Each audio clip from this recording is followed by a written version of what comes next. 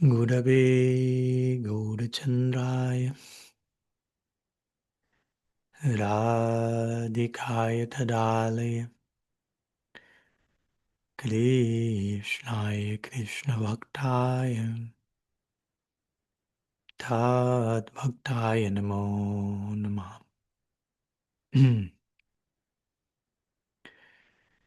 Pranam, bienvenidos a todos. Muy buenos días desde Ananda Ashram. Esperando que hayan tenido una bendecida semana, una profunda celebración de Sri Nityananda Trayodasi. Y feliz de estar con ustedes nuevamente en nuestro satsang semanal, donde los invitamos a presentar cualquier tema, cualquier pregunta, cualquier tópico que quieran explorar el día de hoy. Son invitados a alzar su mano digital o a enviarla por mensaje escrito. Así que en este caso veo la mano alzada de Avatari primero, luego Mayra, y por escrito veo que Gayatri envió una pregunta a través de Subal. Así que vamos a ir gradualmente en ese orden, abordando a cada uno de ellos. Comenzamos por Avatari, invitada a activar el micrófono. Bienvenida. Buenos días para todos, Pranam. Gracias. Es con relación a lo que había comentado el día del cumpleaños de Tadamia, en el segundo año, en el conflicto que tengo con relación a lo que se exponen en algunos shastras, en especial, pues digamos, el Sri Chaitanya Charitamrita de Lila, en donde se manifiesta en varias oportunidades que, que sí Krishna Chaitanya persiguió, golpeó, rechazó, y también en algunos otros shastras se menciona la parte de la violencia. Entonces yo manifestaba esto ese domingo, en donde no puedo aceptar, tengo ese conflicto, en donde yo digo, pues si hay amor incondicional, ¿por qué se pega? ¿Por qué se castiga? ¿O por qué nos gusta pensar que vamos a ser castigados con relación al incumplimiento de nuestros deberes o no seguir las reglas y regulaciones, que algo malo nos va a pasar, que tenemos ese gran temor dentro de nosotros? Entonces digo, también como fui criada en hogar católico, era siempre ese temor, ¿no? Era ese temor de que tenemos que ir todos los domingos a la iglesia, confesarnos, bueno, cumplir todos los sacramentos, porque si no, pues vamos al infierno. Bueno, no sé cuántas cosas más fueron creadas en nuestros eh, mentales, en nuestros sanskaras, o bueno, lo que tenemos allá guardado lo más profundo.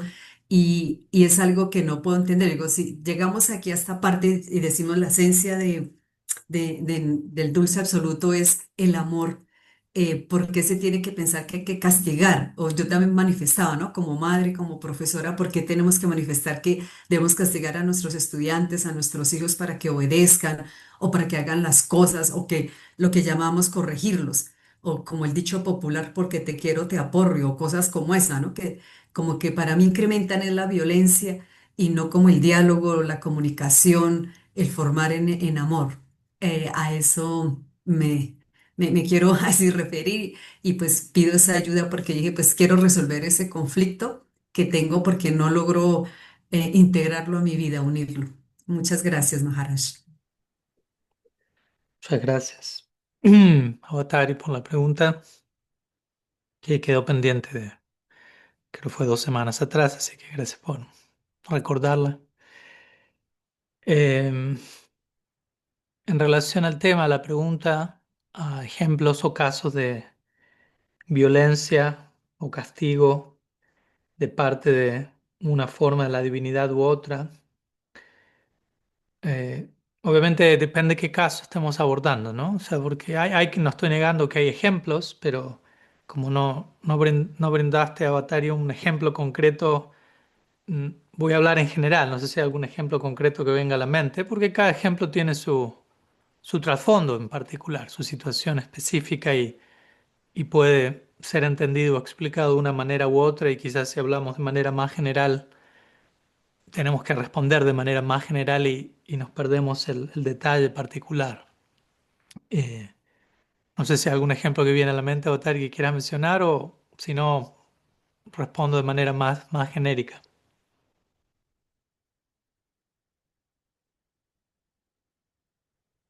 ¿No? Ok. Bueno, pero menciono eso porque también es un punto importante, ¿no? Cuando queremos aclarar algo es bueno ir a casos específicos, ejemplos, citas particulares, que no de vuelta, no digo que no las haya, ¿eh? No estoy diciendo esto para escaparle al tema, pero muchas veces también dependiendo tiempo, lugar, circunstancia, hay un trasfondo específico porque Bhagavan actuó en este caso de esta manera, con esta persona, con esta otra, ¿qué ocurrió como resultado de eso? Entonces, como digo siempre, un texto fuera de contexto puede volverse un pretexto. Entonces es importante tratar de mantener cierta especificidad. Voy a mencionar algunos casos yo mismo que vienen a mi mente, como para también abordar la situación. Pero ya hay varias cosas que mencionar. Una, obviamente, partamos de la base de que nuestra tradición, y no solo nuestra tradición, otras tradiciones hermanas místicas también van a enfatizar la idea de Dios es amor y el amor es, como hablábamos, me recuerdo hace un tiempo, no solamente una cualidad de Dios, sino la esencia misma de la divinidad. Entonces, esa base está establecida y es enfatizada por encima de todo lo demás. Entonces, la idea es que cualquier otra cosa que se mencione en las escrituras, en los textos sagrados de una tradición u otra, idealmente ha de ser entendido en el contexto de esta declaración principal de que Dios es amor. ¿Mm? Como ayer o hemos hablado aquí también, em, pero ayer alguien me preguntó en nuestro satsang al inglés sobre la descripción detallada del quinto canto del Bhattan acerca de los planetas infernales, ¿no? Que de alguna manera puede ser algún tema ligado a esto, ¿no? Porque uno puede decir, wow, por un lado tenemos a un Dios de amor, de gracia, de misericordia, que ama incondicionalmente, que perdona, que quiere una relación íntima, profunda, personal, y luego encontramos esta descripción súper detallada de castigos o formas de tortura, básicamente, y muchas de estas descripciones suenan, ¿cómo decirlo?, desproporcionadas en relación a lo que uno hizo, por decirlo así. Entonces uno dice, ¿debo tomarme esto literalmente? ¿O esto está queriendo generar, o está utilizando un recurso de lenguaje en particular apuntando a una audiencia específica y esto debe ser entendido acorde? Y personalmente soy de esta última opción. Yo no considero que esa sección, por ejemplo, debe ser entendida de manera literal, sino más bien como un lenguaje de exageración para generar cierto temor, sí, en ciertas personas que lamentablemente únicamente funcionan a través de pueden ser prevenidas de obrar de cierta forma a través de un lenguaje de temor. No estoy diciendo que es el lenguaje más avanzado, más elevado, el ideal, pero como doy el ejemplo a veces, ¿no? Un niño puede querer meter el dedo en el enchufe, ¿no? Y el enchufe está medio roto, salen chispas, el niño está atraído hacia esas chispas, viene de jugar en el agua, tiene todas las manos mojadas, imagínense lo que va a pasar si llega a poner el dedo allí. Y la madre ve que eso está por ocurrir y queriendo proteger a su hijo le dice, no, no hagas eso. Pero el niño en su rebeldía, por decirlo así, o curiosidad, cuanto más escucha no lo hagas, más ímpetu siente en hacerlo. Y la madre sabe que el niño no sabe cuáles van a ser las consecuencias de ese acto, que va a ser electrocutado básicamente. Entonces la madre recurre a un lenguaje de temor en ese momento, emergencia. Le dice, hay un monstruo ahí dentro y si pones el dedo te va a devorar completamente y nunca más te vamos a ver. ¿No? No es cierto, es exagerado, apunta a motivar a través del temor, pero es una emergencia. Es el recurso del momento para salvarlo. La intención es salvar a la persona. ¿Se entiende? Es un ejemplo, ¿no? Entonces hay ciertas secciones de las escrituras en las que vamos a encontrar, en nuestras escrituras y en otras escrituras, lenguajes de esa forma, o incluso ideas de la divinidad que invocan ese sentido del temor, ¿no? De hecho, la idea de Vaidhi Bhakti, descrito en nuestras escrituras, básicamente está motivada en el temor, ¿no? En seguir reglas y regulaciones, principalmente por temor a lo que va a ocurrir si no las sigo. Que de vuelta no es nuestra línea, idealmente, pero eso existe como una opción disponible porque se sabe que hay personas que quizás necesitan eso, en la situación en la que se encuentran en su vida. La única manera en la que quizás se comportan de forma más dármica eh, es sabiendo las consecuencias de no comportarse de forma dármica. De vuelta no es la motivación más profunda, pero hay que comenzar por alguna parte, ¿no? Como Krishna dice en el Bhagavad Gita, algunas personas se acercan a mí buscando riqueza, buscando alivio del sufrimiento, buscando conocimiento, y algunos se acercan buscándome a mí. Y bueno, sabemos que lo ideal es buscarlo a él, pero no es que Krishna dice solamente ellos son válidos, todos los demás los descarto. No, todos son bienvenidos, pero hay niveles, gradaciones de abordaje. De la misma manera hay niveles de lenguaje que se encuentran en las escrituras eh, para lidiar con diferentes audiencias, diferentes personas. Y de la misma manera, como digo, hay diferentes formas en las que Bhagavan se comporta, Dios se relaciona con las personas, también dependiendo de dónde se encuentran, o dependiendo de la situación específica. Vamos a algunos ejemplos, ¿no? Encontramos en el Krishna Lila, encontramos varias instancias, varios ejemplos en donde Krishna mata demonios. ¿Mm? No solo castiga, los decapita. ¿Sí? Ahora estamos adorando a un Dios que corta cabezas, ¿no? Y por lo tanto debemos ser buenos niños, buenas niñas, porque si no la cabeza que sigue es la nuestra. Esa es la idea de esas secciones, ¿no? Que quedemos aterrorizados y que pensemos, si no hago esto bien, Dios me va a matar. No, no, esa no es la idea. Entonces, ¿cómo entender esas secciones? Bueno, obviamente, si vemos esos pasatiempos, esos lilas como algo que ocurrió históricamente, muchas de esas personalidades realmente estaban atacando, ¿no? Atacando desde un lugar violento, desde un lugar, varios de estos asuras literalmente querían matar a Krishna o querían matar a sus seres queridos, cercanos. Entonces, traslademos eso a nuestra situación cotidiana. Imagínense, ustedes están sentados, Avatari, vamos a hablar de Avatari, ella hizo la pregunta, vamos a hacerlo radicalmente personal. Y obviamente es un ejemplo hipotético, uno nunca puede saber cómo va a reaccionar hasta que uno no esté allí. Pero en general creo que sabemos, si usted estaría sentada, Avatar estaría sentada con su hija, con su nieta, y viene alguien que quiere atacar físicamente a los seres queridos de uno, a la familia de uno, probablemente uno reaccione ante ese ataque y uno contraataque.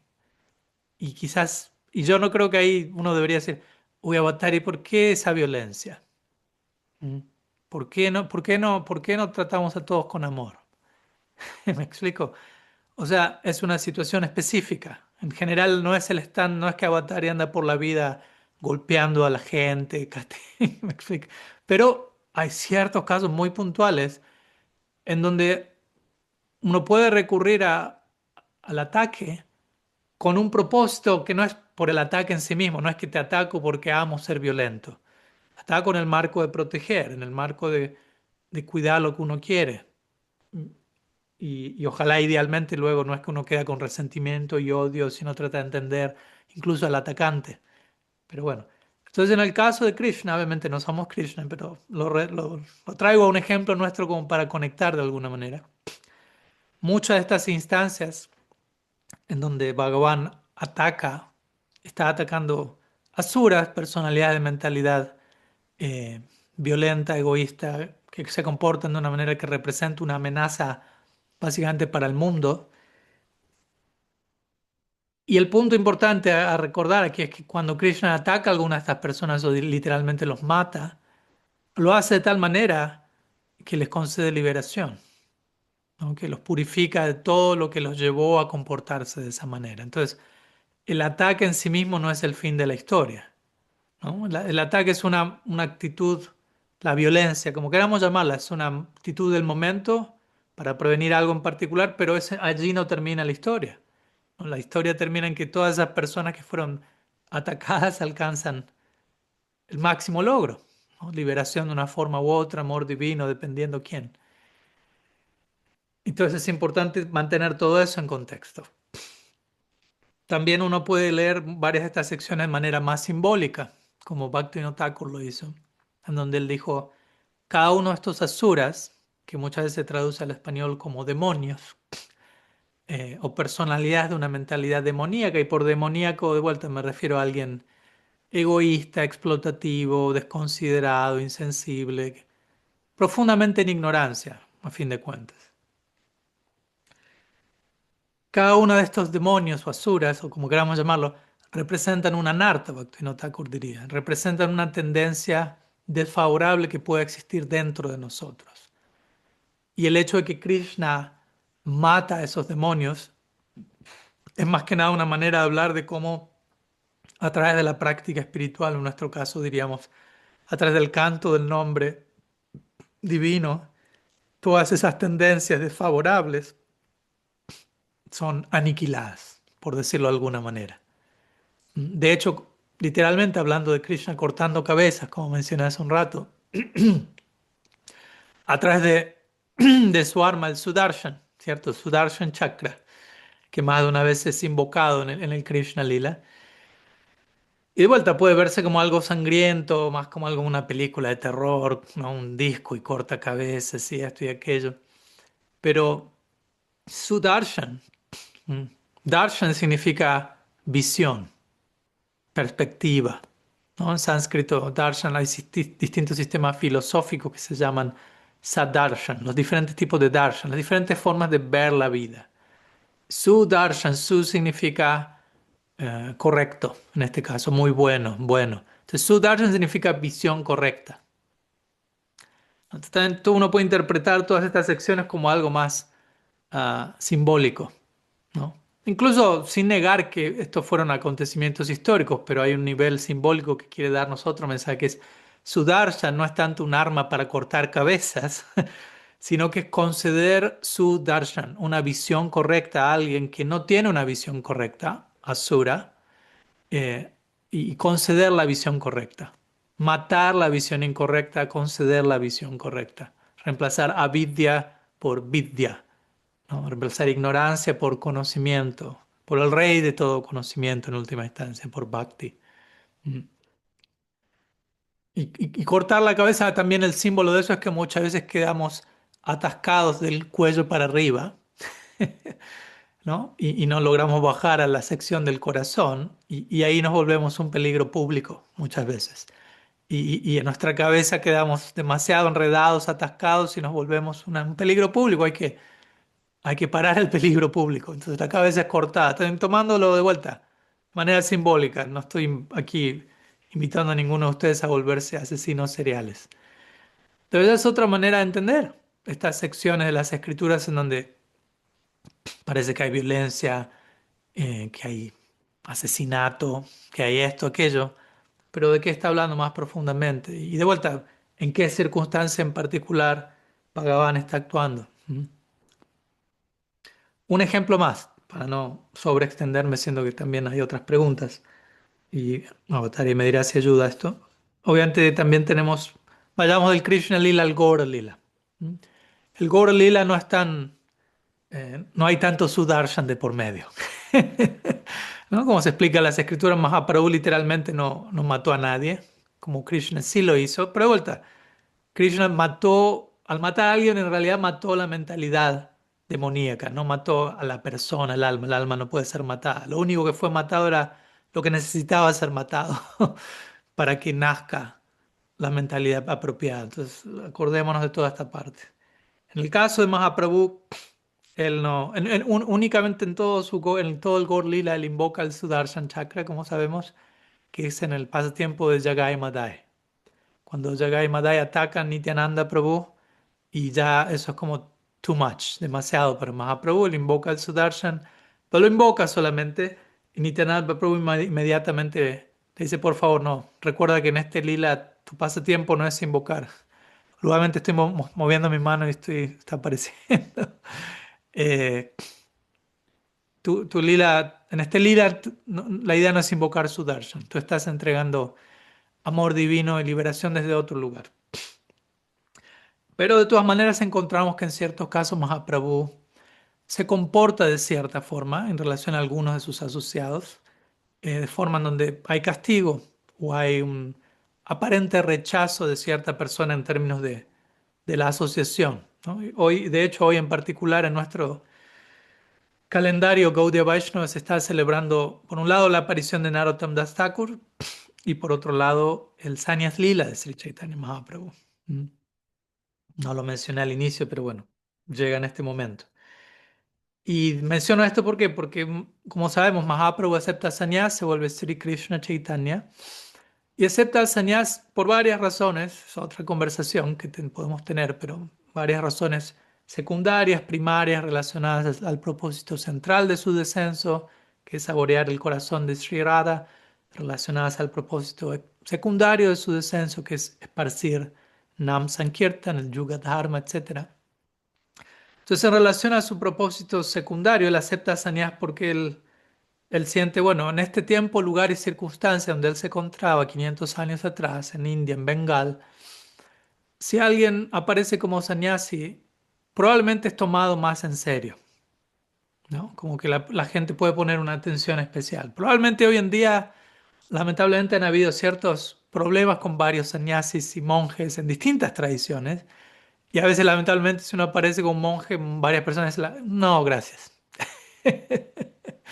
¿No? Entonces, diferentes tiempos, lugares, circunstancias, diferentes maneras de pensar al respecto. En ese momento, Mahaprabhu consideró, voy a aceptar sannyas.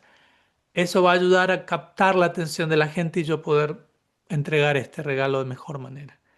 Al mismo tiempo, así como la orden de sannyas en ese momento facilitó a Mahaprabhu cierto alcance, también lo restringió en ciertas maneras, en relación a que un sannyasi se espera que un sannyasi se comporte de cierta forma en la sociedad. Y en esa restricción, Mahaprabhu por momentos tuvo que poner límites a con quién él se asociaba y acompañaba, en ciertos casos, muy pocos casos, pero algunos, para cuidar de que su imagen pública no sea manchada, no como una cuestión de que él estaba preocupado con mi imagen pública, pero sabiendo que eso podría interferir en lo que él estaba intentando dar. Entonces, cuando ciertos devotos como Kala Krishna Das, que lo habían acompañado en uno de sus peregrinajes, se había comportado de manera inapropiada, él tomó una distancia de él. O como Mukunda Das, cuando él también se estaba asociando con ciertas personalidades que no eran tan favorables, Mahaprabhu tomó una distancia, luego lo recibió nuevamente. Pero por momentos tomó una postura de aparente rechazo, de vuelta no para hacer sufrir al otro, pero para marcar un punto también y desde ese lugar invitar al otro a la reflexión. Eh, Cuando Chota Haridas, él también se comportó no de la mejor manera, Mahaprabhu tomó una distancia de él. Mm. De vuelta, obviamente luego sabemos que Chota Haridas terminó cantando para Mahaprabhu y se mantenían asociados eternamente desde un lugar sutil, pero en el plano más externo, relativo de consideración social, prestando atención a la opinión pública, como si el Mahaprabhu tenía que tomar ciertas posturas para mantener esa apreciación del público hacia lo que él estaba tratando de dar. No era una cuestión más de preocupación egocéntrica, narcisista, quiero que todos me vean bien o lindo. Pero en un plano más profundo no había verdadero rechazo. Y a veces ocurre de vuelta en nuestras relaciones, si tenemos una, no sé, relación con alguien que se está comportando de una manera no saludable o abusiva, quizás uno toma una distancia de esa persona, quizás uno necesite poner ciertos límites, no porque uno odie a la persona, no porque uno la quiera hacer sufrir, justamente quizás porque uno quiera ayudar a esa persona a tomar conciencia y quizás uno trató de ayudarlo a tomar conciencia por las buenas, por decirlo así, y no. Y no quiero decir que, bueno, hay que hacerlo por las malas, pero a veces uno tiene que terminar tomando posturas con ciertas personas que no son las posturas que uno quisiera tomar, idealmente, que uno elegiría tomar. Yo preferiría relacionarme con todos de un lugar amoroso, abierto, saludable, feliz, pero en ciertos casos uno tiene que tomar posturas que de vuelta no son las favoritas de uno, pero son necesarias para ese momento. Y considerando el beneficio del otro también. Entonces, desde ese lugar es que, en este caso Mahaprabhu, hablando de ejemplos previos de Krishna u otras formas de Dios, en ciertas circunstancias particulares toman cierta postura, ¿no? Pero de vuelta, son casos particulares con una intención en particular y el castigo o la matanza, lo que fuere, no es el fin de la historia nunca. Entonces no tenemos que aislar esa situación específica y perder de vista el panorama más amplio y de vuelta traer contexto, entender por qué, en qué caso en particular, qué pasó antes, qué pasó después y traer todos los demás casos y declaraciones y situaciones que confirman que estamos relacionándonos con un Dios de amor, con un Dios de misericordia, con un Dios de gracia. Y ahí obviamente saber separar internamente si hemos traído algún trauma religioso no resuelto, con mucho, demasiado énfasis en el temor, en la intimidación, en amenazas a futuro, infierno eterno, lo que fuere. También tener la disciplina personal de separar y ver, bueno, qué tanto lo que estoy sintiendo tiene que ver con lo que está diciendo la escritura o yo estoy siendo detonado excesivamente por algo que no es proporcional a eso y que tiene más que ver con algo no resuelto de mi pasado, de mi infancia. Todo nos puede ocurrir, ¿no? Y es parte del discernimiento que tenemos que ejercitar. Y no quita que hay ciertas secciones de las escrituras que necesitamos entenderlas y explicarlas como estamos haciendo ahora, pero también no quita que quizás también nosotros vengamos con nuestro propio bagaje previo a conocer el Gaudiya Vaishnavismo, que también podemos proyectar hacia ciertas cosas y maximizarlas o amplificarlas. Entonces, tratar de tener todo un criterio balanceado al respecto. Entonces, y suma, Avatari, si hay algo que no se entiende, algo que requiere más explicación, Eh, más. Gracias, Maharaj. Sé que necesito seguir procesando toda la información que me has brindado, que nos has brindado en este momento. Y sí, sí, suma bastante. Muchísimas gracias. Y sé que tengo que revisar, como tú dices, ese pasado de violencia en la niñez y analizar las cosas que tengo ahí por resolver. Muchísimas gracias. No, por favor. Y obviamente no es que lo dije como diciendo Avatar y resuelva su infancia, ese es el problema único. No, no, todos venimos con nuestro bagaje y demás. Y todo lo que dije no es para que nadie se sienta todavía con más temor y más, uy, no, yo estoy mal y uno termina reforzando ese ciclo de temor y de intimidación tóxica, ¿no? Sino ya, tratar de tomarnos el tiempo de conocer todas estas declaraciones. Estoy ahora tratando de compilarlas en lo que va a ser mi cuarto libro sobre el amor incondicional de Krishna y qué tanto estamos adorando a un Dios de amor y de misericordia. Tratar de, ¿cómo decirlo?, de abrirnos y de nutrirnos a qué tan abundante es ese contenido en las escrituras.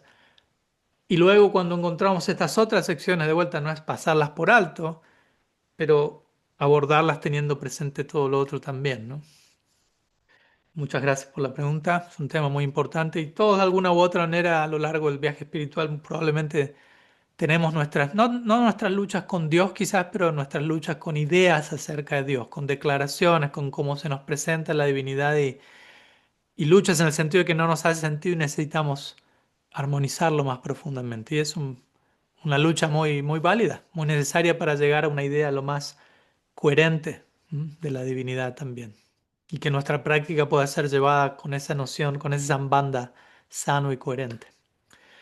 Bueno, voy a poner a pausa a nuestra grabación y como siempre entre tema y tema nos voy a invitar a aquellos que deseen y puedan, ojalá todos, a participar de nuestros cuartos más privados en Zoom por unos minutos donde los invito a que en asociación, en Sangha, continúen compartiendo, ¿no? y compartiendo perspectivas de su propia experiencia, ideas que resonando alrededor de este tema en particular y en unos momentos nos vemos de regreso. Bien, bienvenidos de regreso.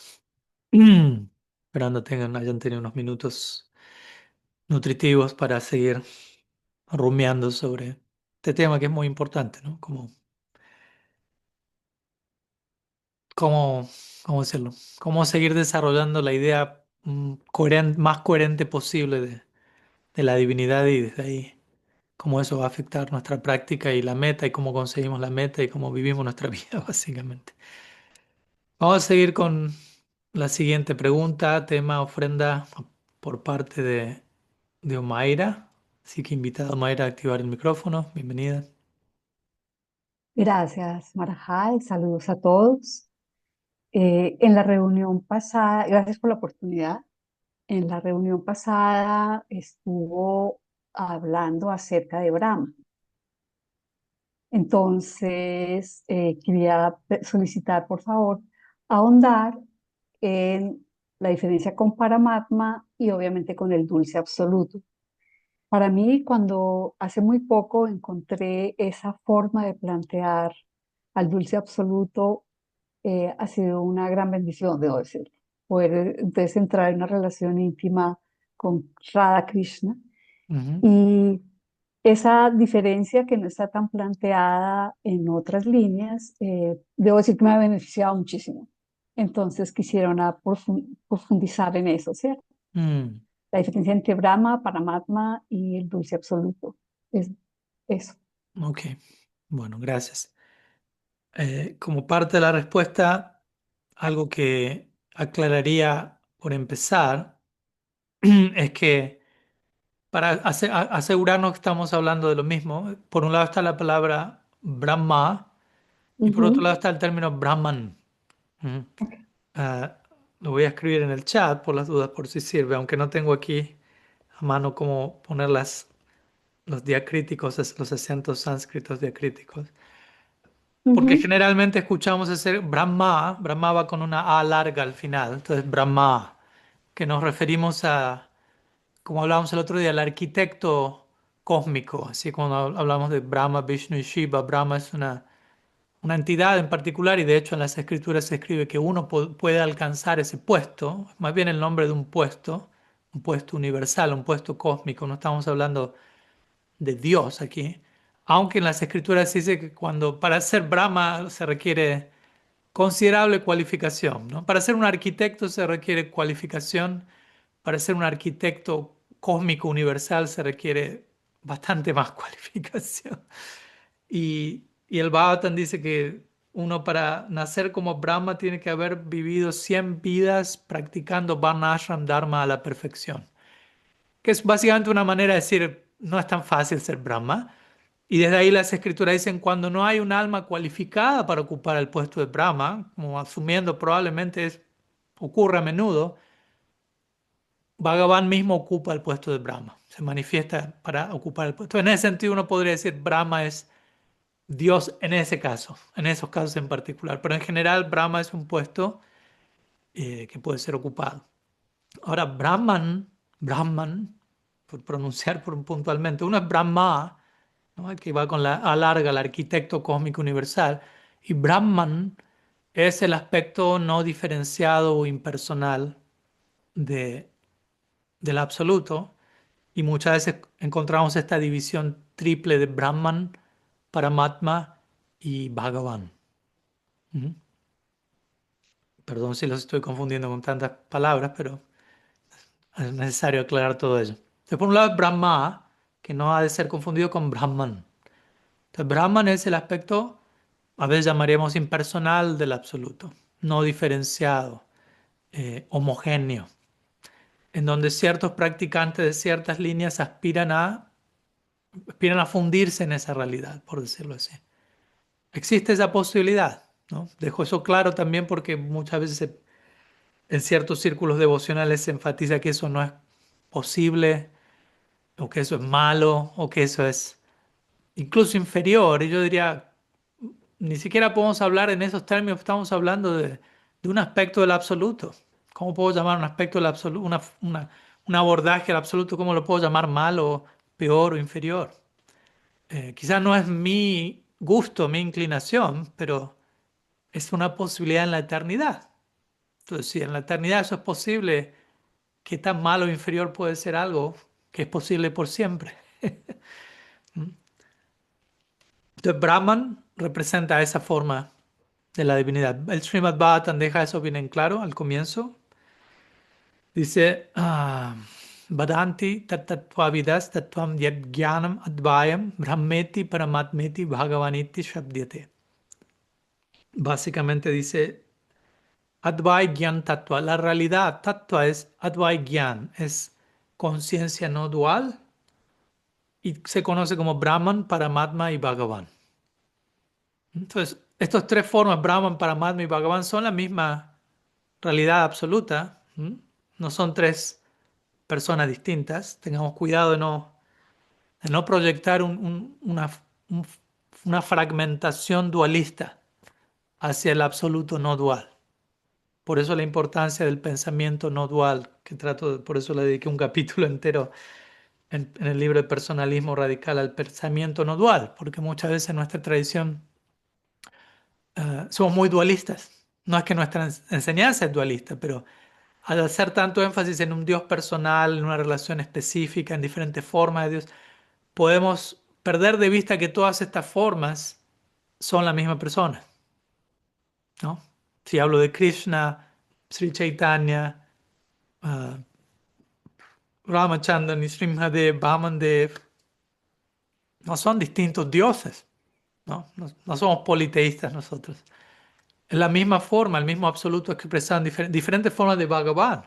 Por encima de eso está Paramatma y Brahman, que siguen siendo la misma personalidad. En el caso de Brahman, Brahman es la faceta impersonal del absoluto. El absoluto incluye una faceta personal y una faceta impersonal. ¿Por qué no? Entonces eso sería Brahman.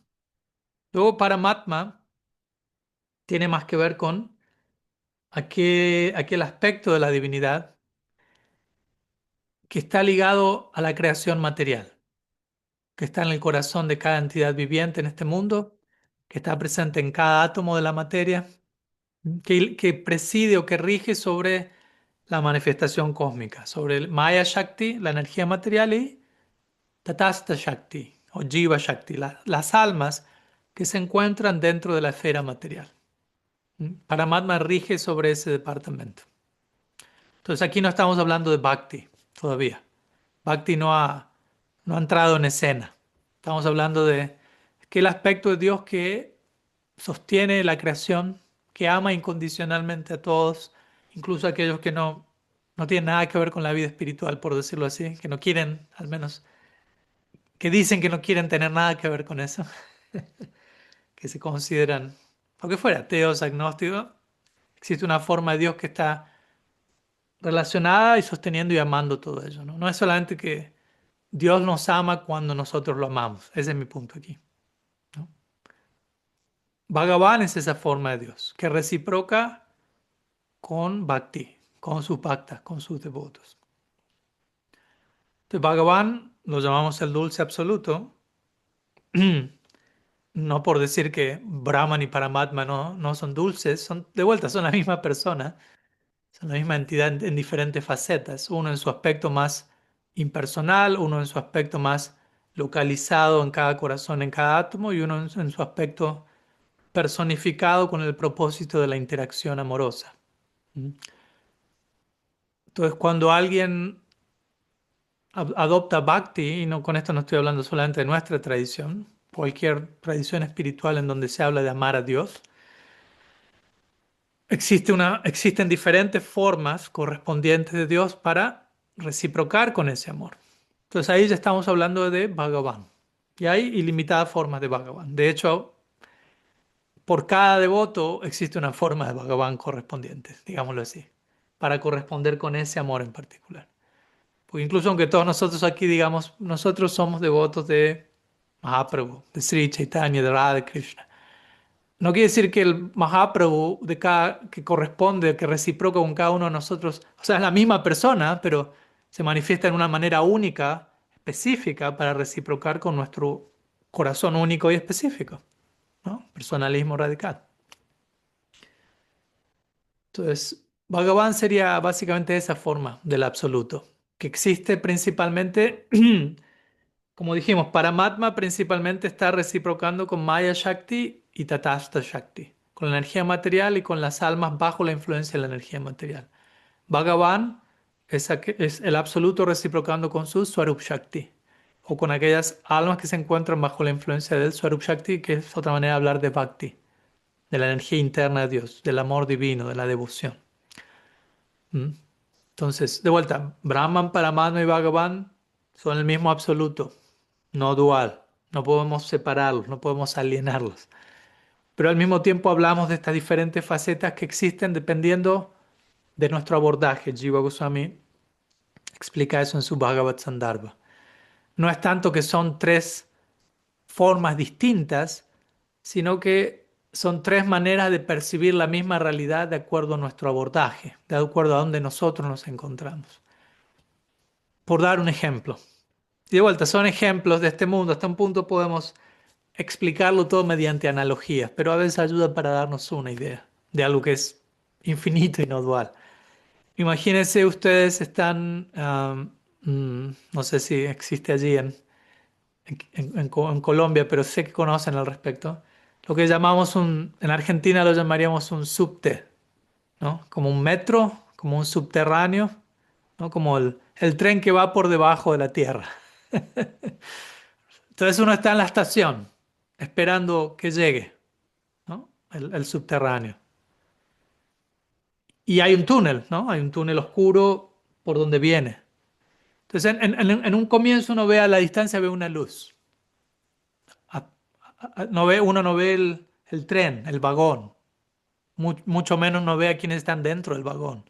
Quien está manejando, uno no ve nada de eso, uno ve una luz. Y es lo único que uno ve, ¿no? Pero sabemos que no es solamente luz, pero en un nivel de aproximación es luz. En otro nivel de aproximación uno ya ve el vagón. La luz sigue estando ahí, pero ahora uno ve el vagón. Y luego uno entra al vagón y uno se encuentra con personas con quienes uno interactúa, se relaciona. Entonces, de la misma manera uno podría decir Brahman, Paramatma y Bhagavan, ¿no? El aspecto de luz, el aspecto con un poco más de forma, algo más concreto, y luego el aspecto más radicalmente personal de interacción amorosa. O no sé, uno puede dar el ejemplo, hay tantos ejemplos, son analogías, ¿no? Del sol. Si uno mira directamente al sol, ¿no? Luz. Uno no puede mirarlo, básicamente. Lo que uno más presente tiene es luz, luz, luz, luz. Ahora, si uno tiene la capacidad de ir más allá de la luz, uno sabe que hay algo llamado el planeta Sol, ¿no? Y la luz viene desde ese planeta. Y en nuestra tradición uno diría también existe alguien llamado Suryadev, quien es el dios o el semidios regente de ese planeta Sol. Y hay entidades vivientes viviendo en el Sol cuyo cuerpo está hecho de fuego, la única manera en la que uno puede sobrevivir al planeta Sol. No, aquí estamos en el planeta Tierra, el elemento predominante es la Tierra en nuestro cuerpo, pero hay otros sistemas planetarios donde el elemento predominante puede ser aire, éter, fuego, etc. Entonces, otra manera de hablar es lo mismo: luz, el planeta, la deidad, la persona detrás de la luz y del planeta. Diferentes formas, cada cual puede encontrar su propia analogía en relación a cómo pensar acerca de Brahman, Paramatma y Bhagavan. Y luego de vuelta, como dije, dentro de Bhagavan existen diferentes formas, diferentes rostros del absoluto que existen para reciprocar con diferentes formas de afecto. Vishnu, Narayan, en nuestra tradición vamos a hablar de Narayan, podemos hablar de Ramachandra, podemos hablar de Mahaprabhu, podemos hablar de Krishna. Son todos la misma persona, apareciendo en diferentes disposiciones emocionales. Así como uno es la misma persona, pero al relacionarse con su mamá, con su esposa, con su hijo, con su hermano, con su amigo, con su jefe, hay distintas disposiciones emocionales. Uno no va a ser la misma persona con su jefe, que con su esposa, con su abuela, que con su hijo, pero uno es la misma persona. Es la misma persona, pero no es la misma persona, ¿no? Achintya abhida abheda tattva. Esa es nuestra filosofía. Sí, ¿es lo mismo? No, no es lo mismo. Unidad y diversidad. ¿no? Enfatizamos la unidad, pero no hasta el punto en donde la diversidad se elimina, y enfatizamos la diversidad no hasta el punto en donde la unidad se elimina. Entonces necesitamos siempre mantenernos en ese balance creativo, en donde ambos quedan incluidos. ¿Mm? No sé si Suma o Mayra, si queda alguna duda, algo que quieras consultar al respecto. Gracias, Swami. No, sí, estoy como en este momento como precisamente eh, desarrollando toda mi relación con Krishna, con el dulce Ujú. absoluto, y estaba estudiando algunos textos y por eso era importante escucharlo. Sí, Muchas gracias. Muchas gracias. no, un gusto. Mm. Y de vuelta, cuando hablamos de un punto más que viene a la mente, cuando hablamos de, ok, en nuestra tradición enfatizamos de alguna manera el aspecto de Bhagavan, la relación personal, en base a la devoción, al amor divino. Cuidémonos de al hacer eso no posicionar a Bhagavan como una deidad lejana, ¿no? Que existe en otro planeta, en otro momento, a futuro, en otra tierra y perder de vista cómo también la presencia divina está impregnando cada momento, cada átomo, cada relación, cada persona también. Porque también he visto eso a veces, por sobreenfatizar Bhakti y Bhagavan terminamos posicionando a Krishna en el mundo espiritual, en algún otro lugar lejano de aquí, y nuestra relación con él en algún otro momento, tiempo futuro.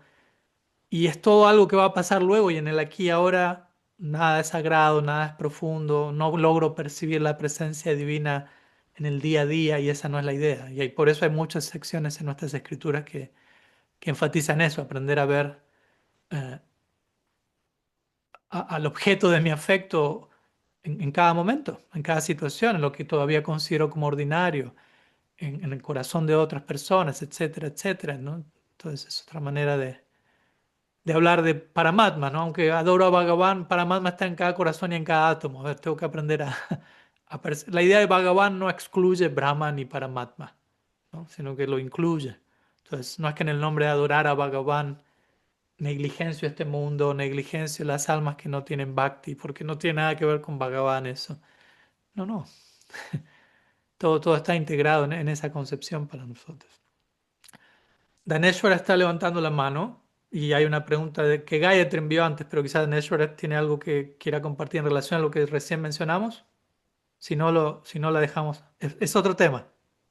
Ok, entonces desde ese lado vamos a honrar el orden original, vamos a la pregunta de Gayatri y luego vamos a la pregunta de Daneshwar. Quizás en este momento me salteo el cuarto privado, como siempre nos salteamos algún cuarto privado para dar a tiempo a todas las preguntas y luego vamos a vernos cuarto privado nuevamente. Entonces vamos a una pregunta enviada por la sección del chat, por escrito. Subal envía la pregunta, pero es enviada por Gayatri. Y ella dice, ¿cómo podemos reconciliar la idea de que las eras se van degradando gradualmente, llegando a la era de Kali Yuga? Por un lado, eso. ¿Cómo reconciliar eso con la evidencia de que el pensamiento y la humanidad de algunos está evolucionando? Como ideas acerca de la mujer, la esclavitud, la búsqueda espiritual, etcétera, que hoy en día tienen un enfoque más evolucionado que en el pasado. Bueno, gracias por la pregunta. Es una pregunta que me han hecho varias veces y por lo tanto es una de las tantas preguntas que, debido a su repetición, muestran que es importante hacernos esas preguntas, ¿no? ¿Cómo reconciliar la noción de una descripción de eras que se van volviendo menos y menos iluminadas aparentemente, con señales de progreso, de evolución eh, en una era como la actual, que en nuestra tradición se conoce como Kali Yuga? ¿Cómo reconciliar ambas cosas? Bueno, obviamente, justamente lo que acaba de mencionar Gayatri, estos elementos que acabas de mencionar, muestra que la realidad es muy matizada, ¿no? No es blanco y negro.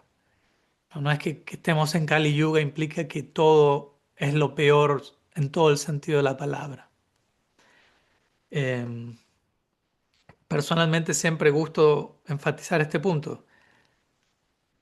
Kali Yuga obviamente es paradójico, ¿no? Y hay que acomodarlo, porque en un sentido sí podemos observar en este mundo, en esta era, situaciones y comportamientos y patrones que se siguen degradando cada vez más. O sea, o sea, es fácil ver eso.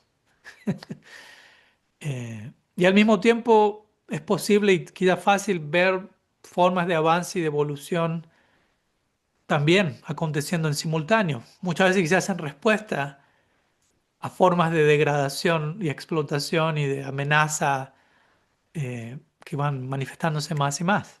¿Mm? Como no sé, Krishna en el Bhagavad Gita hablaría de personalidades volviendo a la mentalidad asúrica que se pueden comportar de cierta manera en donde básicamente amenazan con la destrucción del mundo. Y nos encontramos en una época donde por primera vez en la historia contemplamos la posibilidad de que la raza humana y todas las demás razas y todo el planeta desaparezca como tal, como resultado de guerras nucleares, etcétera. Entonces, hasta un punto uno podría llamar eso evolución, ¿cierto?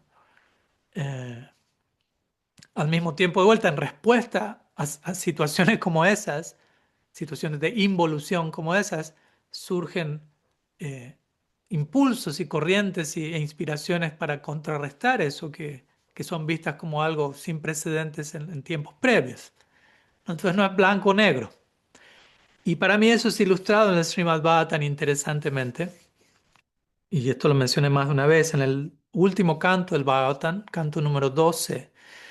El canto número 12 se dedica básicamente a describir la era de Kali Yuga. ¿Mm? Eh, y es interesante como, y esa es la conclusión del Bhagavatam, es el último volumen. Entonces la principal, la primera y principal parte de ese volumen habla de Kali Yuga de manera, eh, como hablábamos hace un rato, casi como una descripción de un planeta infernal. ¿No? Como básicamente la peor era, ¿no? Y la situación se va a poner cada vez peor. Básicamente entrega ese tipo de tono apocalíptico, si se quiere. Entonces uno obviamente puede leer eso y preocuparse considerablemente, traumatizarse, neurotizarse considerablemente, decir, ¿qué hago aquí? Y sentirse, bueno, lo que fuera, tantas reacciones pueden darse. Ahora el libro no termina allí. Interesantemente, en un punto, el Srimad Bhagavatam empieza a hablar de Kali Yuga en el marco de las oportunidades que esta era ofrece. Y obviamente en el marco dentro de nuestra tradición del Yuga Dharma, la religión de la era, el descenso de Dios en esta era, Mahaprabhu, Nam Sankirtan, el Srimad Bhagavatam termina glorificando Nam Sankirtan, el último verso del Bhagavatam nos deja a los pies de Mahaprabhu, del Gaura Lila, porque termina hablando de Nam Sankirtanam Yasya Sarvopapa, etc. Entonces es interesante porque el Bhagavatam comienza hablando de Kali Yuga como la peor era, y luego cuando empieza a hablar de todas las posibilidades de Kali Yuga, todos los regalos de la era, termina glorificando a Kali Yuga prácticamente como la mejor era. Entonces, es paradójico, ¿no? Porque uno dice, ¿pero qué es la peor era o es la mejor era? Ambas, dependiendo desde qué lugar uno elija participar en esta era. Y uno ve nuevamente esas dos corrientes muy claramente marcadas en este día, sin hablar incluso de Gaudiya Vaishnavismo, Nam Sankirtan, hablando simplemente de tendencias evolutivas, si se quiere, de conciencia en general y tendencias no evolutivas de conciencia en general, ambas al mismo tiempo, ¿no? Coexistiendo, por decirlo así. Y hay una tensión fuerte entre, y ahí sé que muchas personas se preguntan, bueno, ¿qué va a pasar finalmente? ¿No? ¿Hasta qué punto estas dos cosas continúan al mismo tiempo o una va a predominar sobre la otra, etcétera, etcétera? Y ahí viene la invitación a cada uno de nosotros a elegir. Quiero ser parte del club del bien o del club del mal, por decirlo así, ¿no? Pero básicamente esa es la idea del Bhagavatam. ¿M? Describe Kali Yuga como la peor era, describe Kali Yuga como la mejor era, como una invitación a la responsabilidad. ¿De qué manera quieres elegir participar? Similar a cómo culmina el Bhagavad Gita. ¿M? Similar. Krishna habla todo el Gita y luego le dice a Arjuna, bueno, piensa acerca de lo que te dije y decide. decides de qué lugar quieres participar en la batalla, ¿no? No hay, como Krishna le dice al comienzo de Arjuna, no hay chance de que tú no participes en la batalla. Eso es inevitable. Incluso por tu naturaleza, si sales corriendo del campo de batalla, tu naturaleza te va a traer de regreso. Pero lo que sí puedes elegir es desde qué lugar participas en la batalla. Entonces la misma invitación se nos extiende a nosotros, ¿no? No, quizás nos nacimos como kshatriyas, no estamos literalmente en un campo de batalla, pero estamos en un campo de batalla. La idea de campo de batalla es muy simbólica, ¿no? Uno está en una situación y hay dos ejércitos, ¿no? Hay dos fuerzas, dos tendencias apuntando en una dirección y en otra.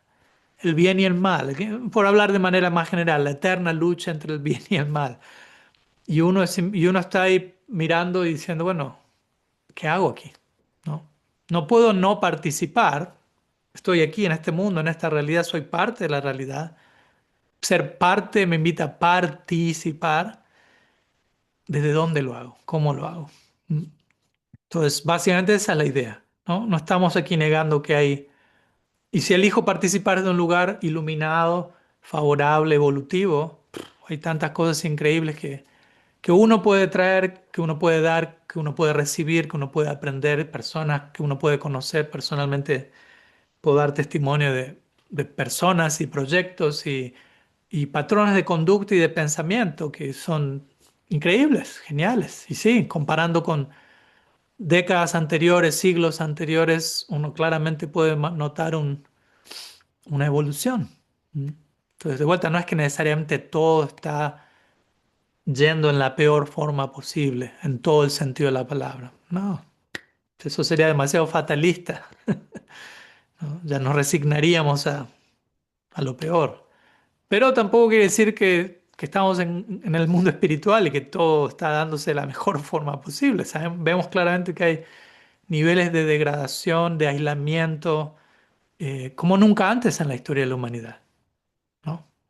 Seamos honestos, vayamos a las estadísticas. En la era en la que nos encontramos, donde hay la mayor globalización e interconectividad digital, tecnológica, más que nunca, al mismo tiempo tenemos el mayor nivel de soledad y de alienamiento experimentado por los seres humanos. Entonces, eso está allí.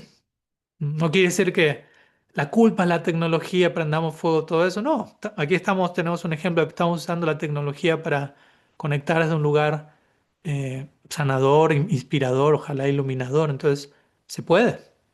Pero de vuelta, ¿de qué lado elegimos participar?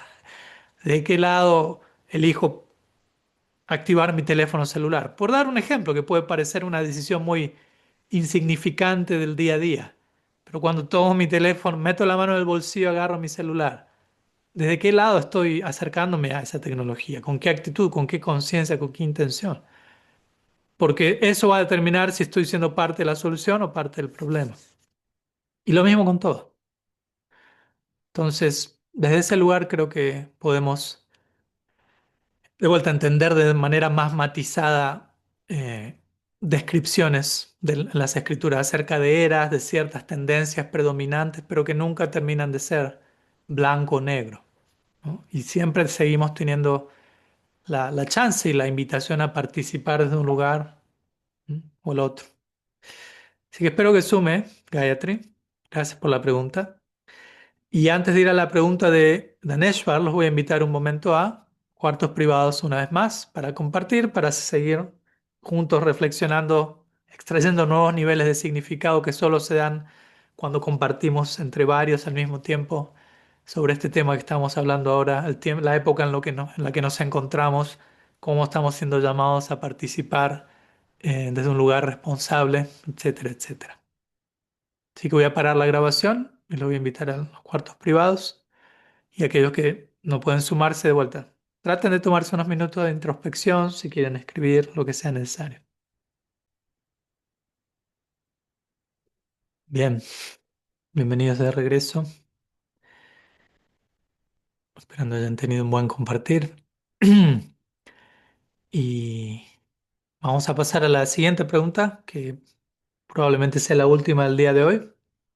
Y luego vamos a culminar con un cuarto privado una vez más de cierre. Y la pregunta, o si es un tema, lo que queramos explorar, viene de Daneshwar, desde Buenos Aires, así que invitado a Daneshwar a activar el micrófono. Bienvenido. Bueno, muchas gracias. Hare Krishna, los saludo a todos. Primero le quiero dar las gracias a todos por seguir manteniendo este espacio. A mí a veces se me complica conectarme, pero es un alimento que en la semana lo veo siempre. No me pierdo jamás ninguna clase, así que les doy las gracias a todos por conectarse y seguir haciendo sus comentarios y preguntas. Y ojalá, gracias, te agradezco un montón por todo. Bien. La pregunta o el tema. En este momento, en estos tiempos nos dicen que, por todos lados, ¿no? Nos dicen que tenemos que trabajar, tenemos que hacer deporte, si incurrimos en una práctica espiritual, tenemos que meditar, leer escrituras, relacionarnos con otras personas, tener vida social, tocar un instrumento, infinidad de actividades. Eso sí, no hay que estresarse porque eso hace mal.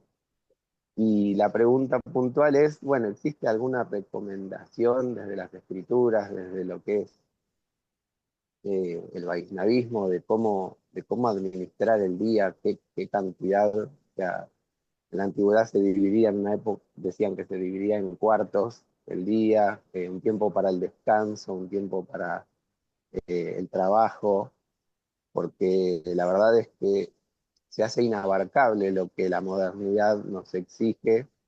Eso Mm, sí, tranquilos, es como imposible, eh, vivimos muy al palo, como decimos acá, a mucha velocidad, y yo creo que eso es una de las principales razones de por qué vivimos con ansiedad, con estrés, porque queremos abarcarlo todo, y abarcarlo todo es casi imposible. Entonces mi pregunta es, ¿uno debería abarcar menos, dedicarse a pocas cosas, pero de lleno, o dedicarse un poquito a cada cosa en la medida que pueda? mm, Una recomendación, digo, desde lo que es nuestra práctica o tuya, no sé. mm. Bien, gracias. Pregunta importante, de vuelta ligada a los tiempos que corren, a la dinámica de vida en la que la mayoría pueden encontrarse, ¿no? También no por absolutizar y decir todo el mundo está en la misma, porque sería una proyección de quizás lo que uno está viviendo y pensar todo el mundo está viviendo lo que yo estoy viviendo y no necesariamente. Entonces siempre mantenerlo personal, tomar responsabilidad por uno. Algo que me venía a la mente mientras hablabas en términos de, bueno, que hay algo en nuestras escrituras, en la tradición que habla al respecto, de cómo balancear la jornada, las actividades. Y obviamente y las recomendaciones son generales. Partamos de una recomendación general porque obviamente cada persona es diferente y no es que todo el mundo, no es que hay una fórmula universal que les va a funcionar a todos. Como vos decías, ok, hacer un poquito de todo o concentrarse en algo, depende quién. Y depende, no solo quién, depende uno mismo en diferentes etapas de su vida, ¿no? Pero a nivel fórmula general, digámoslo así, que promueve balance, ¿m? Sattva, si queremos usar una palabra que es muy importante no solo en nuestra tradición, pero en las diferentes escuelas del Sanatan Dharma en general es sattva, que a veces traduce como bondad y uno puede, quizá la palabra no termina de decir todo lo que implica. Bueno, piensa bondad implica ser buenito, ¿no? Por decirlo así. Y sattva tiene más, o sea, sí, obviamente implica un tipo de bondad, pero se refiere más a vivir una vida bondadosa, implica una vida balanceada, una vida no tan rayásica, ¿no? Rayásica implica en este caso a mucha velocidad, o no una vida tamásica, una vida negativa, oscura, depresiva, violenta, eh, una vida más equilibrada, una vida más a una velocidad en donde podemos ver las cosas por lo que son y no ir tan rápido. Entonces, un verso que viene a mi mente es un verso del Bhagavad Gita, uno de tantos hermosos versos del Bhagavad Gita, todos los versos.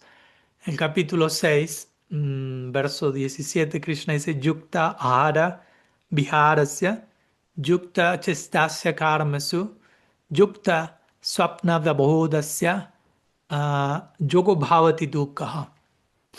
Entonces, la palabra yukta aparece bastante, como habrán escuchado en el sánscrito. Yukta, yukta, yukta. Yukta en sánscrito significa correcto, o correcto en el sentido no de haz lo correcto, sino de cuál es la manera correcta de hacer algo, cuál es la manera regulada. Podemos traducir correcto como regulado. Y de vuelta, regulado no como una cuestión de, de represión, de negación, sino de algo regulado, ¿no? Ni un extremo ni el otro. Entonces, Krishna en este verso del Gita le dice a Arjuna, le está hablando acerca del yogi, de alguien que practica yoga, alguien que está tratando, y entendamos por yoga, alguien que está tratando de vivir una vida vinculada a yoga, vinculada a algo superior, vivir su vida con valores superiores. Ok, tal persona tiene que ser regulada, balanceada, eh, ahara, en su comer, en sus hábitos de comer. Vihara. Vihara significa jugar, ¿no? Literalmente. O sería recrearse también, ¿no? Recreación, ¿no? Yukta chestasya karmasu, ¿no? Chestasya significa trabajos que uno realiza para la manutención de uno, ¿no? Del cuerpo, para ganar, tener un ingreso, etc. Karmasu significa actividades o deberes ejecutados para la manutención de la manutención de uno. ¿Mm? Entonces, de vuelta, hábitos de comer, uno tiene que ser regulado al comer, ¿no? No es saludable comer en exceso, tampoco es saludable comer demasiado poco. En cuanto a recrearse también, no en exceso, no demasiado poco. ¿Y qué es mucho y poco? Depende de cada caso. En cuanto al trabajo, a la ocupación, a la recreación, deporte, bueno, puede entrar allí. Swapna avabodhasya. Swapna avabodha significa regulado en el dormir y regulado en el despertar, por decirlo así. O sea, regulado no solo en cantidad, ¿no? En qué tanto uno duerme, sino también en calidad, ¿no? Hacerlo de una manera saludable, regulada. Y luego en cómo pasa uno su día, el momento, el día despierto, digámoslo así. Vivirlo desde un lugar regulado. Entonces, básicamente la idea de ese verso es que todo lo que uno hace sea balanceado, regulado. Ahora, ¿qué es regulado y balanceado para cada uno es diferente? Me explico, para cierta persona comer cierta cantidad es regulado y para otra persona esa cantidad es muy poco o es demasiado. Entonces ahí es donde cada uno debe aplicar un discernimiento, ¿no? ¿Qué me mantiene en una situación sádvica, en una situación balanceada, en una situación estable, en una situación de armonía? Relativamente, de vuelta, quizás no vamos a llegar al ideal de todo eso en un momento, de un momento al otro, pero cómo gradualmente acercarme a ello en lo que ya estoy haciendo. O sea, cada uno de nosotros generalmente ya tiene una vida. No digo que ya está hecha la vida y no hay cambio, no hay opción, pero ya hay una estructura, quizás uno tenga su familia, su esposa, su trabajo, sus compromisos, su práctica, lo que fuere. Ok, vamos a analizar cada uno de esos departamentos. ¿Cómo me estoy relacionando con mi dieta? ¿Cómo me estoy relacionando con mi actividad física? ¿Cómo me estoy relacionando con el descanso? ¿Qué tanto puedo hacer un ajuste allí? ¿Qué tanto? Quizás no, quizás estoy en un capítulo de mi vida donde hay una emergencia y tengo que trabajar más de lo usual. Tengo que dormir menos de lo que sé que es saludable. Es una emergencia, es una excepción a la regla, no volvamos, es una regla. Ok, entiendo, pero ¿cómo volver a lo estable, no? Y algo también importante al respecto es de vuelta, volviendo a la idea de sattva, que sattva tiene mucho que ver no tanto con hacer, sino con ser. Es un punto importante para mí. Porque como vos mencionabas, Daneshwar, en gran parte la sociedad de este mundo tiene mucho que ver con hacer, productividad, ¿no? Producir resultados, ser exitoso. Si no producís, no sos nadie, básicamente, ¿no? Ese es como el discurso, ¿no? Todo es medido en términos de logros, posiciones, números, ¿no? En general, ¿no? De vuelta. Entonces, uno se vuelve un más que un ser humano, se vuelve un hacer humano, ¿no? Es hacer, producir, en lugar de encontrar profundo significado y propósito en el ser, ¿no? En ser. No necesito hacer para ser. Con esto no estoy diciendo dejen de hacer todo lo que estén haciendo, pero cuidémonos de que nuestro sentido del ser no dependa de mi hacer, ¿no? De que mi identidad no esté dependiendo de qué tanto produzco, de cuál es el resultado.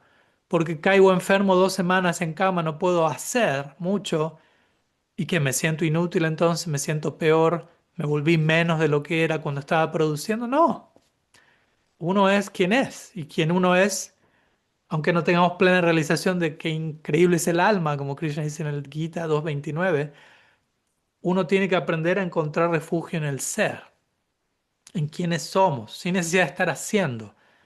Y obviamente quienes somos es en relación al Ser Supremo también, no tenemos una existencia independiente, alienada, separada.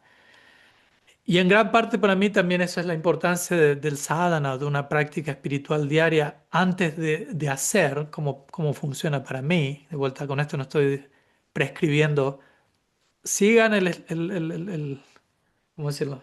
La serie de actividades diarias de Swami Padmanabha, esa es la única manera y eso es lo mejor para todos. No, pero antes de entrar en la dinámica de hacer, ¿no? Y de alguna manera eso está presente en los ciclos naturales de vida y nuestra tradición diríamos, bueno, unos, idealmente, de vuelta, si es posible, uno se despierta temprano, antes de empezar con el día oficial, antes de que el sol salga, el sol indica, ok, se activa la cosa, dediquemos un momento al ser, ¿no? A la oración, la meditación, al estudio, no estamos haciendo, que estamos sentados, obviamente estamos haciendo.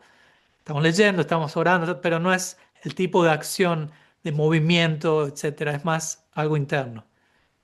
En ese momento del día, naturalmente ese momento del día se presta a ese tipo a concentrarnos en el ser. Luego viene el hacer, ¿no? Luego el sol sale, se activa, la energía rayásica aparece, no como algo malo, ¿eh? Rayas no es algo malo, genera acción, genera dinámica, hay que trabajar, los niños, la comida, lo que fuere, dependiendo del caso de cada cual. Yo tengo mis propias dinámicas de hacer también. Y luego cuando el sol se empieza a retirar de vuelta, es una invitación a retirarnos nosotros también, ¿no? A poner pausa al hacer, a la dinámica y a entrar en una calma nuevamente antes de ir a descansar, quizás también dedicar cierto momento a cerrar el día, así como comenzamos el día, ojalá con cierta introspección y profundidad, también poner cierre al día de una manera similar. Y eso también va a ayudar y garantizar que las horas de sueño de alguna manera estén ligadas a cómo vivimos nuestro día. De vuelta, ahora cada detalle de qué uno hace en cada momento del día y cómo hacerlo, obviamente no puedo acá dar una prescripción al respecto, pero siento que cosas así ya marcan una diferencia. Algo tan simple como, y lo he dicho varias veces, algo tan simple como que lo primero que uno haga en su día no sea agarrar el celular. Suena simple, básico, pero ¿uno lo hace o no? ¿No? Consíganse una alarma que no sea el celular, ¿no? Que tengo mi alarma diaria. Yo no voy a usar un celular de alarma porque eso es peligroso. Suena la alarma y sí, suena la alarma, pero también de paso chequeo si hay mensajes y veo las noticias y ya está. Ya quedé arrastrado por la... Quizás voy a hacer todo eso luego, no digo que no lo haga, pero arrancar el día así es un bombardeo de información muy intenso para ese momento del día, ¿no? Entonces, eso ayuda como a acomodar la velocidad del día, ¿no? O sea, empezar el día gradualmente, ¿no? Despertándome con ganando impulso y velocidad, pero con cierta quietud, ¿no? Estamos demasiado sobreestimulados en la sociedad en la que estamos viviendo. Y en un sentido, el verdadero, real estímulo no sería subestimularnos.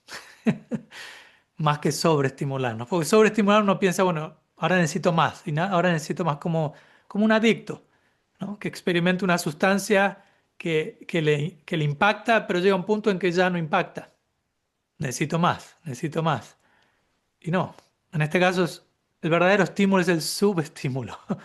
En lugar de recibir tanto contenido, como el otro día estaba hablando con una teóloga cristiana y me decía, en los tiempos que vivimos, volviendo a Kali Yuga, la parte no tan favorable quizás, desde que nos levantamos hasta la hora del café matutino, me diría ella, en su situación, recibimos más estímulo e impresiones e información que la que alguien recibiría en siglos atrás, que la que alguien recibiría en toda su vida. Entonces es como, wow. Considerando el promedio, ¿no? El que agarra el celular de una en la mañana y empieza a mover y a chequear y tum, tum, y prende esto y esto, es demasiado. Nuestra biología no está adaptada evolutivamente a lidiar con tanto, ¿no? Entonces es importante bajar la velocidad y a veces hay que hacerlo un poco a la fuerza, no es que va a ocurrir espontáneamente. Espontáneamente vamos a vernos arrastrados a ir cada vez más rápido porque muchas veces es la corriente que se está dando a nivel masivo. Entonces, ¿cómo buscar espacios, círculos con relaciones, prácticas que me ayuden a vivir una vida más balanceada, más sátvica, más, no más lenta, sino menos rápida? Porque a veces la idea de lento está asociada como, ah, esa persona es media lenta, ¿no? Pero cuando uno ya está yendo demasiado rápido, lentitud se vuelve una virtud, una necesidad de supervivencia. Y conectar con la naturaleza, ¿no? Tomarse momentos donde uno vaya a caminar en la naturaleza sin hacer nada más, no escuchando algo, incluso no necesariamente teniendo que estar cantando rondas, solamente estar presente en lo que está pasando. Esa es una de las grandes ausencias de los tiempos que corren, ¿no? No estamos perdiendo más y más capacidad de presencia y quedamos más y más distraídos. Entonces, cómo honrar esas facultades que tenemos presentes, ¿no? Tratar de ocuparnos en cosas que nos invitan a estar en el aquí y ahora desde un lugar saludable. Obviamente el celular también me captura en el aquí y ahora, pero es un aquí y ahora que dura 10 segundos y ya estoy viendo otro video, 10 segundos y otra foto. Entonces es una constante irrupción de mi presencia, de mi atención. Ujú. Entonces tratar de crear, recrear, ser creativo en el día a día, bueno, cómo invocar esos espacios, cómo esos momentos, por mí mismo, con mis relaciones, con mis dinámicas de vida, hasta donde puedo, hasta cierta medida quizás no pueda, quizás toque trabajar en ciertos lugares, estar en conexión con ciertas personas que generen otra influencia, lo que es inevitable, pero siempre hay muchas cosas que son evitables y que tenemos una decisión y una responsabilidad al respecto. Y quizás son cambios pequeños, no de vuelta, no pretendamos, ok, de aquí a mañana, ¡pum! Este salto cuántico y mi día va a ser completamente trascendental desde comienzo a fin. Quizás lo logro un día, 2 días y de vuelta después vuelvo a recaigo, porque es insostenible, fue un cambio demasiado grande. Por eso vuelvo a lo que Krishna dice en el Gita, que todo lo que uno haga sea balanceado. Balanceado implica que sea sostenible también.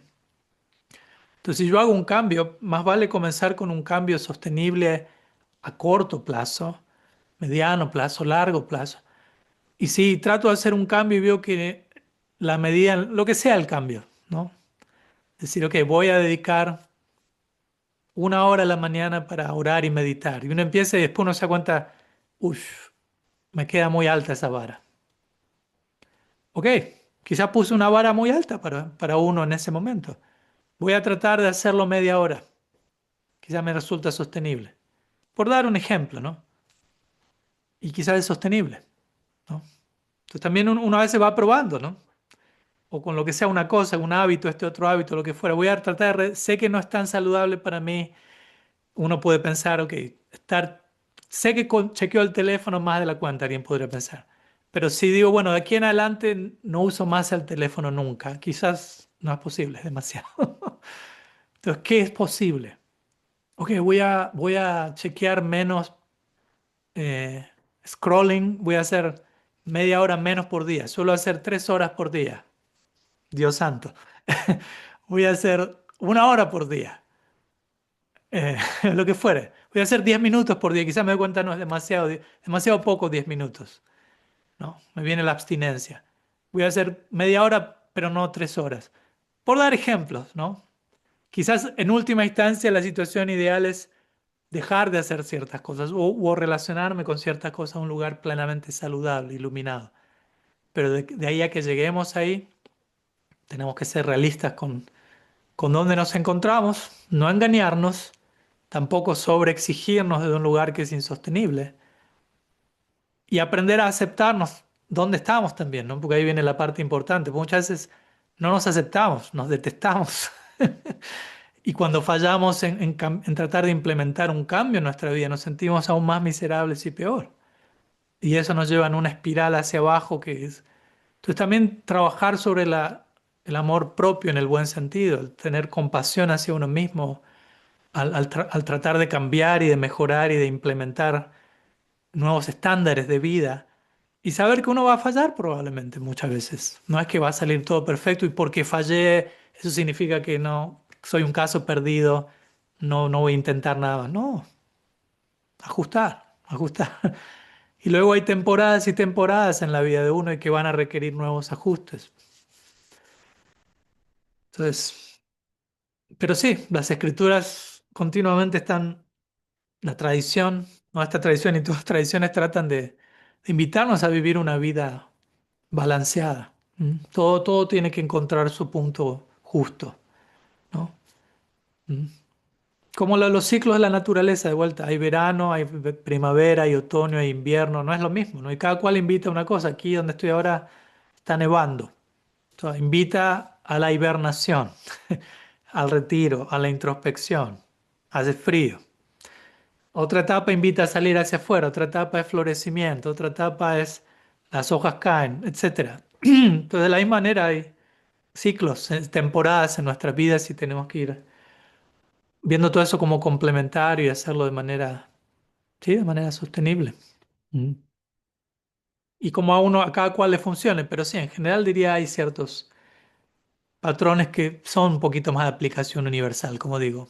Ojalá cierto tiempo en la mañana de quietud, de reflexión, de conexión con el ser, luego entrar más en el plano del hacer eh, y luego tratar de cerrar la jornada con cierta conciencia, con cierta reflexión de lo que pasó, ¿no? Que no sea nomás otro día que pasó, como si nada, y otro día, sino como que haya un propósito en todo eso, ¿no? La idea de propósito y significado es importante y es una de las crisis más grandes que estamos viviendo en estos tiempos, donde perdemos del propósito en lo que uno hace y simplemente es hacer, hacer, hacer, hacer, porque no perdimos contacto con el ser, ¿no? Entonces, tratemos de dedicar el tiempo a eso, es invertir, es algo, vale la pena esa inversión, dedicar tiempo al ser.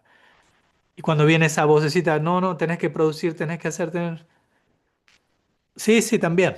Pero para que mi hacer sea saludable y no tóxico, tiene que tener una base de ser, de conexión con el ser y con el super ser, obviamente, ¿no? Algunas ideas, Daneshvar, no sé si suman. Sí, sí, muchas gracias. La verdad, eh, me gustó, me gustó. Gracias. Gracias por la pregunta. Bueno, vamos a una vez más para antes de cerrar nuestro encuentro de hoy. Los invito a cuartos privados y a que compartan, ¿no? Compartan cómo lidian con esta realidad del día a día, de bajar la velocidad, de ser balanceados, de cultivar hábitos saludables. Siempre va a haber alguna idea interesante viniendo de la otra parte, así que voy a frenar la grabación y vamos a ir a los cuartos privados por un momento.